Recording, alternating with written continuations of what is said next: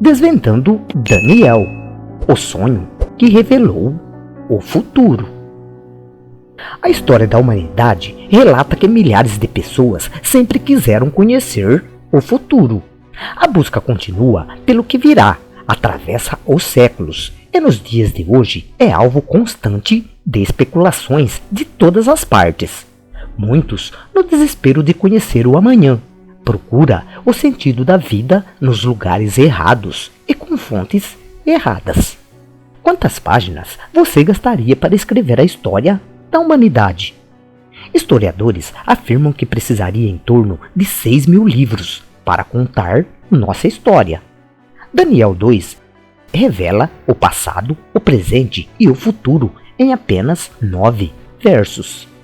Deus apresentou um esboço da história do mundo, cobrindo um período de 2.500 anos, desde os tempos de Daniel até os nossos dias. Em sua palavra, Deus revelou o futuro para todos os seus filhos, sem qualquer distinção, a fim de que tivéssemos tempo de nos preparar para o que logo virá.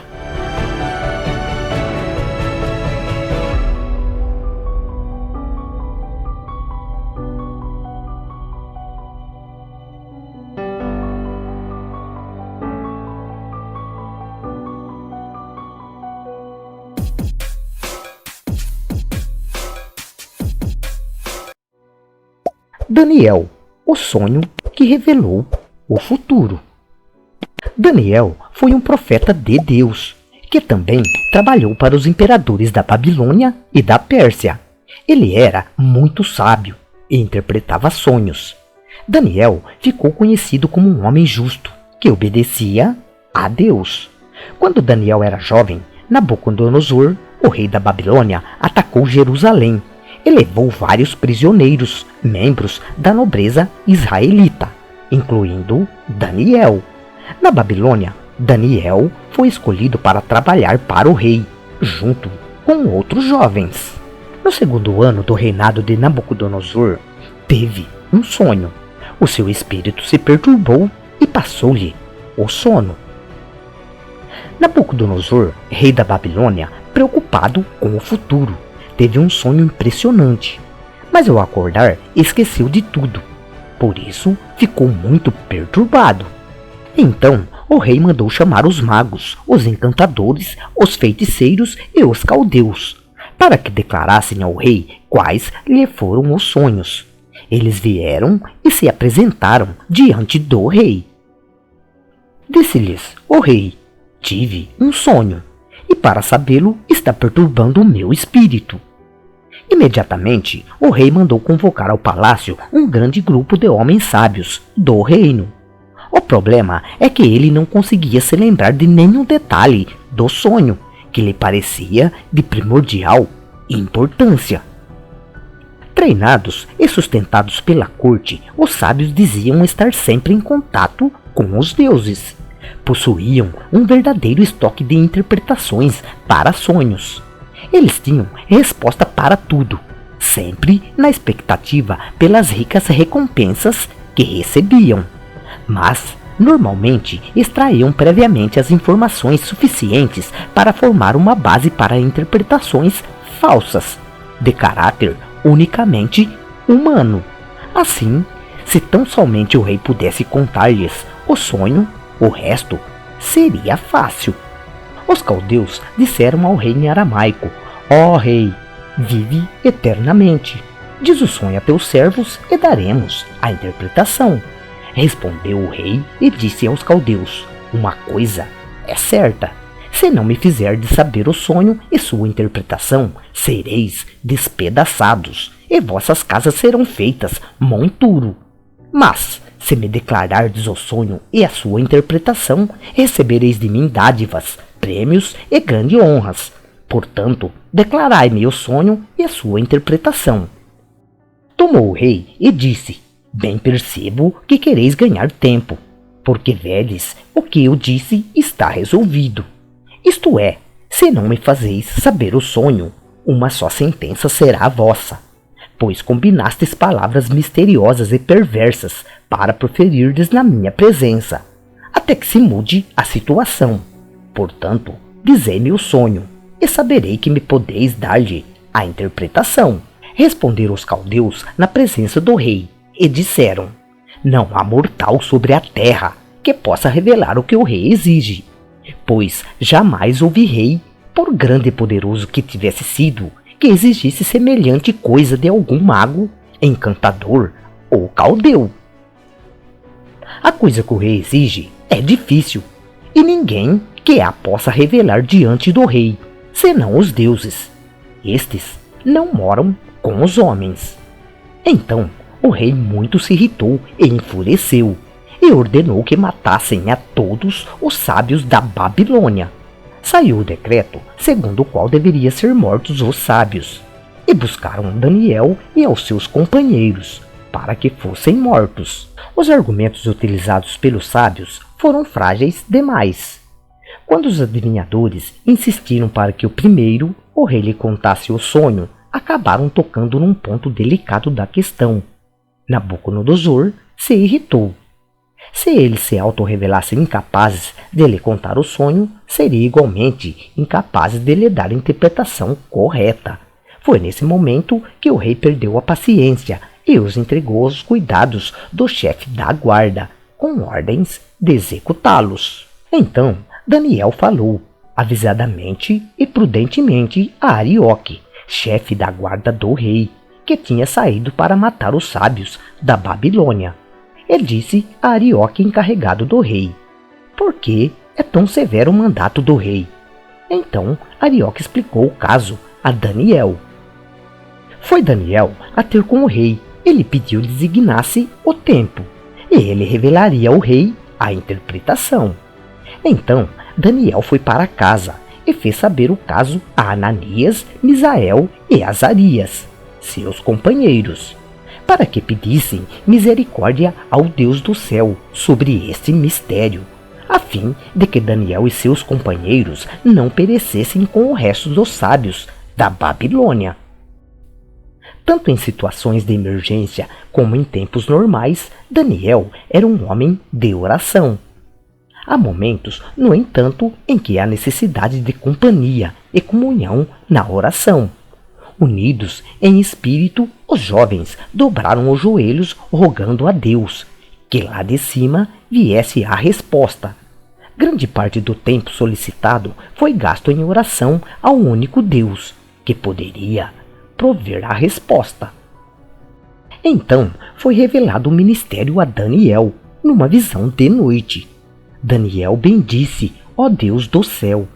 Disse Daniel: seja bendito o nome de Deus, de eternidade a eternidade, porque dele é a sabedoria e o poder. E é ele que muda o tempo e as estações, e remove reis e estabelece reis. Ele dá sabedoria aos sábios e entendimento aos inteligentes. Ele revela o profundo e o escondido. Conhece o que está em trevas, e com ele mora a luz. A ti, ó Deus de meus pais, eu te rendo graças e te louvo, porque me deste sabedoria e poder, e agora me fizeste saber o que te pedimos, porque nos fizeste saber este caso do rei. Daniel foi ter com Arioque, ao qual o rei tinha constituído para exterminar os sábios da Babilônia. Entrou e lhe disse: não mate os sábios da Babilônia. Introduze-me na presença do rei e revelarei ao rei a interpretação. Então Arioque depressa introduziu Daniel na presença do rei. Ele disse: achei um dentre os filhos dos cativos de Judá, o que revelará ao rei a interpretação. Arioque tentou dar a Nabucodonosor a impressão de que ele estivera procurando alguém para interpretar o sonho do rei, e com o resultado de sua diligência busca, finalmente encontrará. Ele estava ansioso para obter alguma vantagem do que aconteceria a seguir. Respondeu o rei e disse a Daniel, cujo nome era Beltesazar: podes tu me fazer saber o que vi no sonho e sua interpretação? O rei parecia estar questionando a habilidade de alguém tão jovem e inexperiente. poder fazer aquilo que os seus veneráveis sábios não conseguiram. Respondeu Daniel na presença do rei e disse: o mistério que o rei exige, nem encantadores, nem magos, nem astrólogos o podem revelar ao rei. Mas há um Deus no céu, o qual revela os mistérios, pois fez saber ao rei o que há de ser os últimos dias.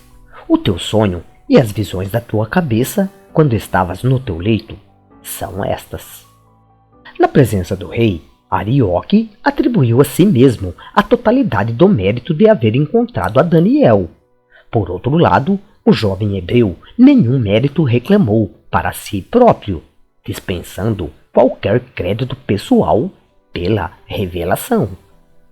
O Senhor revelou a Daniel o significado do sonho de Nabucodonosor, e assim o disse: estando tu, ó rei, no teu leito, surgiram-te pensamentos a respeito do que há de ser depois disto. Aquele, pois que revela os mistérios, te revelou o que há de ser. E a mim me foi revelado esse mistério, não porque haja em mim mais sabedoria do que em todos os viventes, mas para que a interpretação se fizesse saber ao rei, e para que entendesses as cogitações da tua mente. Tu, ó rei, estava vendo, eis aqui uma grande estátua, esta que era imensa e de extraordinário esplendor, estava em pé diante de ti, e a sua aparência era terrível. A cabeça era de fino ouro, o peito e os braços de prata, o ventre e os quadris de bronze, as pernas de ferro e os pés em parte de ferro, em parte de barro. Quando estavas olhando, uma pedra foi cortada sem auxílio de mãos, feriu a estátua nos pés de ferro e de barro e os esmiuçou. Então foi juntamente esmiuçando o ferro, o barro, o bronze, a prata e o ouro, os quais se fizeram como palhas de eiras no estio, e o vento os levou, e deles não se viram mais vestígios. Mas a pedra que feriu a estátua se tornou em grande montanha, que encheu toda a terra. Este é o sonho, e também a sua interpretação diremos ao rei. Tu, ó rei, a quem Deus do céu conferiu o reino, o poder, a força e a glória, as cujas mãos foram entregues aos filhos dos homens, onde quer que eles habitem, e os animais do campo e as aves do céu, para que dominassem sobre todos eles. Tu és a cabeça de ouro. Essa declaração torna evidente que a cabeça simbolizava o poderoso e magnífico Império Babilônico, rico em ouro. Mas, a despeito de sua glória, esse império deveria passar. Depois de ti, se levantará outro reino, inferior ao teu, e um terceiro reino, de bronze, o qual terá domínio sobre toda a terra. O segundo reino seria o Medo-Persa, representada pelo peito e os dois braços de prata da estátua, união entre medos e persas. Em 1539 a.C., o general persa Ciro derrotou o Império Babilônico e estabeleceu a segunda potência universal. O profeta de Deus antecipou o destino infeliz de Babilônia, enquanto essa era ainda a metrópole mais importante do mundo, sem qualquer perspectiva de ser destruída por agentes humanos. Em Isaías, temos uma profecia que, além de citar o nome de Ciro, menciona detalhes de como ele conquistaria a cidade de Babilônia. 200 anos mais tarde, em 331 a.C., a Medo-Pérsia caía diante das forças da Grécia, comandadas por Alexandre o Grande. Esse império é representado pelo ventre e quadris de bronze da estátua, mas este também daria lugar a outro reino universal. O quarto reino será forte como o ferro, pois o ferro a tudo quebra e esmiuça. Como o ferro quebra todas as coisas, assim ele fará em pedaços e esmiuçará. O ferro simbolizava o tremendo poder do quarto reino da terra. O ferro é mais forte do que o ouro, a prata e o bronze. As duas pernas simbolizavam o Quarto Império, o Roma Oriental e Ocidental. Depois da morte de Alexandre, seu império se enfraqueceu e foi dividido entre facções rivais, até que finalmente, em 168 a.C., na Batalha de Pydna, o Império de Ferro esmagou a Grécia. O Império Romano foi o que mais durou, o mais extenso e o mais poderoso. O Império Romano, César Augusto, era quem governava quando Jesus nasceu por volta de 2000 anos atrás. Cristo e os apóstolos vieram durante o período representado pelas pernas de ferro. Quanto ao que vistes dos pés e dos dedos, em parte de barro de oleiro, em parte de ferro, será esse um reino dividido. Contudo, haverá nele alguma coisa da firmeza do ferro, pois quem viste o ferro misturado com barro de lodo? Como os dedos dos pés eram em parte de ferro, em parte de barro, assim, por uma parte o reino será forte, e por outra será frágil. Quando ao que vistes de um ferro misturado com barro de lodo, mistura-se-ão, mediante casamento, mas não se ligarão um ao outro, assim como o ferro não se mistura com o barro. Aqui fica claro que não surgiria novamente um novo grande império, mas divisões do quarto.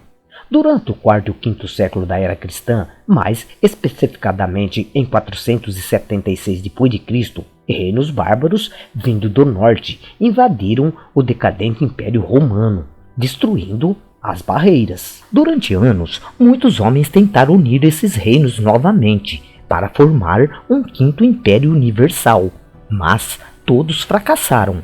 Os casamentos deram-se especialmente entre as casas reinantes, quando irrompeu a Primeira Guerra Mundial.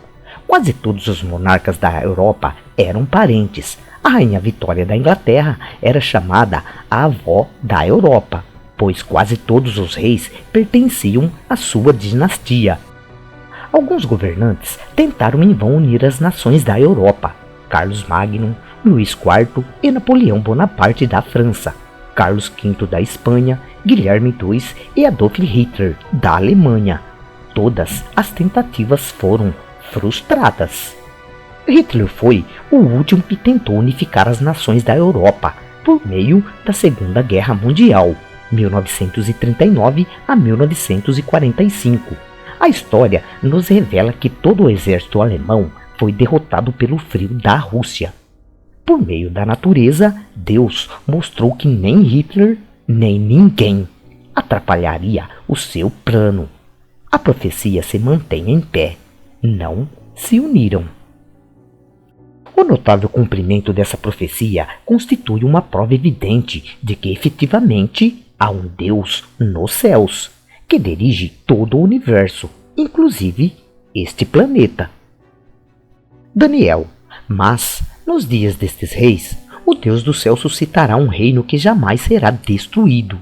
Este reino não passará a outro povo, esmiuçará e consumirá todos estes reinos, mas ele mesmo subsistirá para sempre. Como vistes que do monte foi cortada uma pedra, sem o auxílio de mãos, e ela esmiuçou o ferro, o bronze, o barro, a prata e o ouro.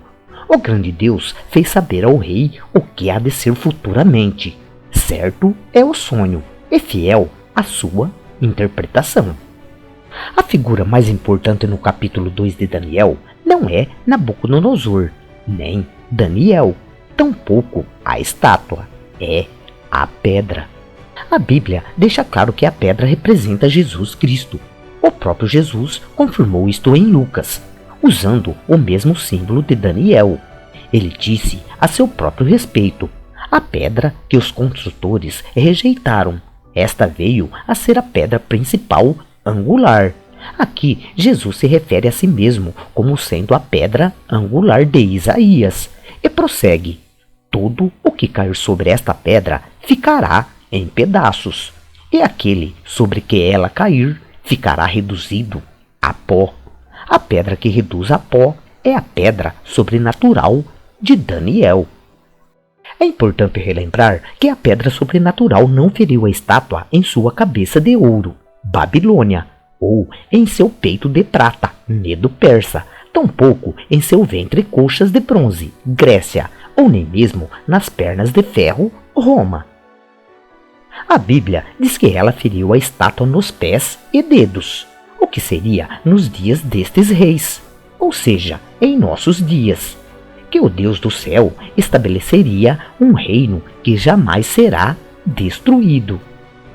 Então o rei Nabucodonosor se inclinou e se prostrou o rosto em terra perante Daniel, e ordenou que lhe fizessem ofertas de manjares e suaves perfumes. Disse o rei a Daniel: certamente o vosso Deus é o Deus dos deuses, e o Senhor dos reis, e o revelador de mistérios, pois pudestes revelar este mistério. Então o rei engrandeceu a Daniel, e lhe deu muitos e grandes presentes, e o pôs por governador de toda a província da Babilônia, como também o fez chefe supremo de todos os sábios da Babilônia. A pedido de Daniel, constituiu o rei a Sadraque, Mesaque e Abdenego sobre os negócios da província da Babilônia. Daniel, porém, permaneceu na corte do rei. Durante algum tempo, Nabucodonosor sentiu-se influenciado a reverenciar o único e verdadeiro Deus. A revelação do futuro do mundo fez com que o rei pagão se prostrasse em reverência ao rei dos reis. Não há mais como negar o poder de Deus a autenticar cada linha das escrituras sagradas. Nela se podem ver as próprias digitais do Senhor. O fato de que o sonho de Nabucodonosor se cumpriu ao pé da letra nos dá a garantia de que a parte que ainda falta, a pedra, também se cumprirá. A volta de Cristo a este mundo é o último evento dessa profecia a se cumprir.